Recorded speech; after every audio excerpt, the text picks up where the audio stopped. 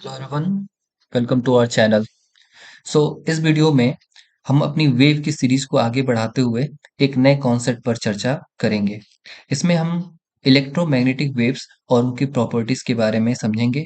और ये जो टॉपिक है वो हमारे एग्जाम्स के लिए, चाहे वो यूपीएससी हो, यूपीपीएससी हो, एपीएफसी हो या हमारे वनडे जो भी एग्जाम्स होते हैं उनके लिए बहुत ही ज़्यादा इम्पोर्टेंट होती है। तो आइए समझते हैं। सबसे पहले हमें देखना है कि यहाँ पर एक प्रिज्म है। कैसा प्रिज्म है? एक ग्लास प्रिज्म है जो कि ट्रायंगल के शेप का है। और यहाँ पर एक व्हाइट लाइट आ करके यहाँ पे टकराती है। व्हाइट लाइट की जगह पे आप सनलाइट भी लिख सकते हैं क्योंकि सन की लाइट यहाँ पर व्हाइट होती है और आकर के जब इससे टकराती है तो यहाँ पर एक लाइट की प्रॉपर्टी काम करती है जिसे कहा जाता है रिफ्रैक्शन। ठीक है। रिफ्रैक्शन क्या होता है इसे हम अगले वीडियो में समझेंगे। बट रिफ्रैक्शन के कारण क्या होता है कि जो सनलाइट होती है वो अपने पाथ से डेविएट हो जाती है। उसको जाना चाहिए था सीधे, लेकिन वो डेविएट हो जाती है। और जब डेविएट होती है तो यहाँ पर एक इवेंट होता है जिसे कहा जाता है स्प्लिट होना। ठीक है। यहाँ पर सन की लाइट जो होती है वो 7 कलर में स्प्लिट हो जाती है। और ये 7 कलर्स कौन कौन से हैं? V, I, B, G, Y, O, R, जिसे हम विबग्योर भी कहते हैं। ओके, या रेनबो कलर भी कहा जाता है। इन कलर्स में ये जो सनलाइट होती है वो स्प्लिट हो जाती है। और ये स्प्लिट होने की जो घटना होती है इसे कहा जाता है डिस्पर्सन ऑफ लाइट। ओके। तो ये जो 7 कलर्स होती हैं इनका जो स्पेक्ट्रम होता है वो विजुअल होता है, यानी ये चीजें हमें, ये जितने भी कलर्स होते हैं वो स्प्लिशन के बाद हमें दिखाई देते हैं। ठीक है। तो आइए समझते हैं डिस्पर्सन ऑफ लाइट को। The separation of white light into different colours when the light is passed through the prism.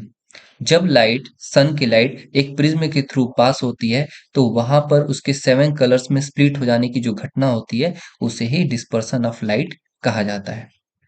तो क्या जब स्प्लिट होती है तो केवल विजिबल कलर्स ही स्प्लिट होकर के निकलते हैं या कुछ और भी चीजें निकलती हैं? तो इसका आंसर है यस।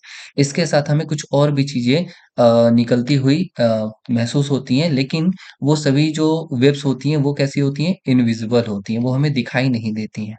ठीक है। आइए समझते हैं कौन कौन सी वेव्स निकलती हैं। तो ये है हमारे पास व्हाइट लाइट जो आकर के टकराती है। टकराने के बाद रिफ्रैक्शन के कारण ये अपने पाथ से डेविएट हो जाती है और डेविएट होकर के 7 कलर्स में स्प्लिट हो जाती है। इस घटना को डिस्पर्सन ऑफ लाइट कहा जाता है। ठीक है। ये तो विजिबल कलर्स हो गई, लेकिन इसके साथ हमें कुछ इनविजिबल वेव्स भी देखने को मिलती हैं जो होती है रेडियो वेव। सेकंड पोजीशन पे आती है माइक्रोवेव। थर्ड पर आती है इंफ्रारेड वेव। फिर उसके बाद से विजिबल जो कलर्स होती हैं उसके बाद से नेक्स्ट आता है हमारे पास ultraviolet wave, X ray, and the last is gamma ray. ठीक है।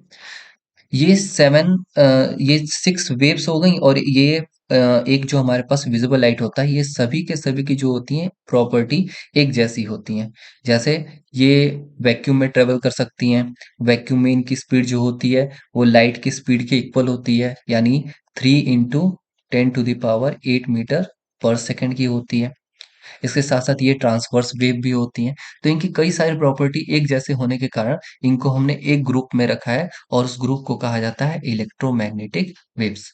यानी यहाँ पर जो रेडियो वेव है वो भी इलेक्ट्रोमैग्नेटिक है, इंफ्रारेड है वो भी इलेक्ट्रोमैग्नेटिक है, UV, X-ray, gamma ray, micro, visible colour, सब के सब जो होते हैं वो इलेक्ट्रोमैग्नेटिक वेव होते हैं। तो आइए इस पर हम एक क्वेश्चन कर लेते हैं। In which of the following is not electromagnetic wave? इन चारों ऑप्शन में से कौन सा वेव जो है वो इलेक्ट्रोमैग्नेटिक वेव नहीं है? रेडियो वेव है, गामा है, लाइट भी है। अल्फा रे जो है वह इलेक्ट्रोमैग्नेटिक वेव नहीं होता, क्योंकि जब इसका स्प्लिशन होता है तो इसमें से कहीं भी हमको अल्फा वेव दिखाई नहीं देती है। ठीक है। केवल और केवल ये 7 जो हमारे पास वेव्स और कलर्स हैं यही इलेक्ट्रोमैग्नेटिक वेव्स कहलाते हैं। ओके। नाउ अब समझते हैं इनकी प्रॉपर्टीज। जो इलेक्ट्रोमैग्नेटिक वेव्स होती हैं उनकी प्रॉपर्टीज क्या होती हैं on the basis of their wavelength and frequency.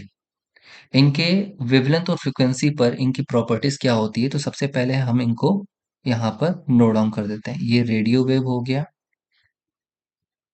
ये हो गया माइक्रोवेव, ये हो गया इंफ्रारेड वेव, ये हो गया अल्ट्रावायलेट वेव, ये हो गया एक्सरे, और एक हो गया हमारे पास गामा। इनको सीक्वेंस में लर्न करना बहुत ही ज़्यादा ज़रूरी है। अगर ये सीक्वेंस में लर्न हो गई, तो हमें इनकी ये प्रॉपर्टी जो हो जाएँगी, वो तुरंत की तुरंत ही समझ में आ जाएँगी। सबसे पहले हमें पुरानी वीडियो में मैंने आपको समझाया था कि जो वेवलेंथ होती है, जिसे लैम्ब्डा से इंडिकेट किया जाता है, और जो फ्रीक्वेंसी होती है, उनके बीच में इन्वर्सली प्रोपोर्शनल का रिलेशन होता है। और फ्रीक्वेंसी और एनर्जी के बीच में डायरेक्टली प्रोपोर्शनल का रिलेशन होता है। अगर आपको ये दोनों चीज़ें नहीं समझ में आ रही हैं, तो आप हमारी पुरानी वीडियोस देख सकते हैं, जिसका लिंक मैं डिस्क्रिप्शन में दे दे रहा हूँ। तो यहाँ पर हम समझेंगे कि जो रेडियो वेव होती है, उसकी वेवलेंथ जो होती है वो सबसे ज़्यादा होती है, और जैसे-जैसे हम नीचे की तरफ आते हैं, उसकी वेवलेंथ जो होती है वो कम होती जाती है। यानी अगर हमसे कोई क्वेश्चन पूछे कि इन इलेक्ट्रोमैग्नेटिक वेव में से सबसे ज़्यादा जो वेवलेंथ होती है वो किसकी होती है? तो सबसे ज़्यादा वेवलेंथ जो होती है वो रेडियो वेव की होती है, और सबसे कम किसकी होती है? तो एक्स-रे की होती है। लाइट्स में सबसे ज़्यादा वेवलेंथ किसकी होती है? तो सबसे ज़्यादा वेवलेंथ रेड की होती है, और सबसे कम वेवलेंथ क्या होती है? वॉयलेट की होती है। ठीक है?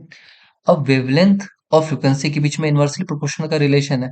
तो वेवलेंथ ज़्यादा, तो इसकी फ्रीक्वेंसी जो हो जाएगी वो सबसे कम हो जाएगी, और यहाँ पर वेवलेंथ जो होती है सबसे कम होती है, तो फ्रीक्वेंसी यहाँ पर सबसे ज़्यादा हो जाएगी। यानी फ्रीक्वेंसी यहाँ पर मिनिमम, तो यहाँ पर फ्रीक्वेंसी मैक्सिमम। अब हमारे सामने क्वेश्चन आ जाए कि इन सभी इलेक्ट्रोमैग्नेटिक वेव में सबसे कम फ्रीक्वेंसी किसकी होती है? तो वो रेडियो वेव की होगी, और सबसे ज़्यादा फ्रीक्वेंसी किसकी होगी? गामा रे की होगी। ठीक है? और फ्रीक्वेंसी और एनर्जी एक दूसरे के क्या होते हैं? प्रोपोर्शनल होते हैं। तो फ्रीक्वेंसी एनर्जी प्रोपोर्शनल होने के कारण रेडियो की एनर्जी सबसे कम, और गामा रे की एनर्जी क्या होती है? सबसे ज़्यादा होती है। अगर इन कलर्स में देखें, तो इंडिगो, वॉयलेट, ब्लू, इनकी जो एनर्जी होती है वो सबसे ज़्यादा होती है। रेड जो होता है उसकी एनर्जी कम होती है। ठीक है? तो ये उनकी वेवलेंथ और फ्रीक्वेंसी के बेसिस पे कुछ उनकी प्रॉपर्टीज़ थी, जिसे हमें लर्न करना और समझना बहुत ही ज़्यादा ज़रूरी है, क्योंकि ये एमसीक्यूज़ में हमेशा आते हैं। ठीक है? जैसे क्वेश्चन है, in which of the following have maximum energy? किसके पास मैक्सिमम एनर्जी होती? तो मैक्सिमम एनर्जी उसके पास होगी जिसकी फ्रीक्वेंसी सबसे ज्यादा होगी, क्योंकि फ्रीक्वेंसी और एनर्जी एक दूसरे के प्रोपोर्शनल होते हैं, और फ्रीक्वेंसी सबसे ज्यादा उसकी होगी जिसकी वेवलेंथ सबसे कम होगी। तो अब देखना है कि इनमें से किसकी वेवलेंथ सबसे कम है। हम जानते हैं कि रेडियो वेव जो होता है उसकी वेवलेंथ सबसे ज्यादा होती है। ठीक है? यहाँ पर हमने भी देखा कि जो रेडियो वेव है उसकी वेवलेंथ सबसे ज्यादा है। उसके बाद गामा की देखते हैं। गामा जो है वो कहाँ पर है? गामा इस जगह पर है, सबसे नीचे। सबसे नीचे होने के कारण इसकी फ्रीक्वेंसी सबसे ज्यादा, और इस कारण से उसकी एनर्जी जो होगी वो सबसे ज्यादा हो जाएगी। तो यहाँ पर सबसे ज्यादा एनर्जी जो है वो गामा की है। मैक्सिमम एनर्जी किसकी है? गामा में। सो ये हमारा आंसर हो जाएगा। अगर आप इन तीनों कॉन्सेप्ट के बेसिस पर कुछ एमसीक्यूज चाहते हैं, तो आप हमारे कमेंट में लिख सकते हैं। कल हम आपके लिए इस पर वीडियोस बना देंगे, जिसपे हम लगभग 15 से 20 एमसीक्यूज को इस कॉन्सेप्ट पर ही सॉल्व करेंगे। आशा है आपको वीडियो अच्छी लगी होगी। अगर आपको वीडियो पसंद आती है, तो आप हमारे चैनल को सब्सक्राइब कर सकते हैं। लाइक और शेयर भी करते रहिए। Thank you.